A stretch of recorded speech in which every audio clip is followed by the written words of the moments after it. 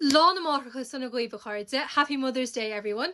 And here today I thought I would show you how you could write your mother a Mother's Day card. If you haven't already, or if you're intending on sending her a card, or leaving her a little note, just to do it in Irish. I think that's really nice. So I've written out a really kind of short little template that you could use. So we see here Lá na Máithreacha. Lá na Máithreacha, sin Mother's Day, so literally the day of the mothers. Lá na Máithreacha. Okay, so we see here Awama nu Awami. If you want to send your grandmother maybe a Mother's Day card, you might want to put in Awamo, so like Nana.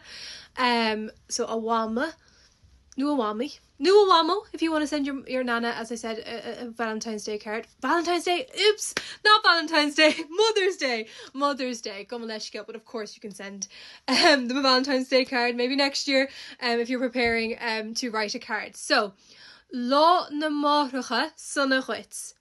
Lá na Máithreacha Sona Gaoibh. Happy Mother's Day. Lá na Máithreacha Sona Gaoibh. And then we see here Gra Máithreacha. Gra Máithreacha, like I love you. You are literally the love of my heart. This is so nice.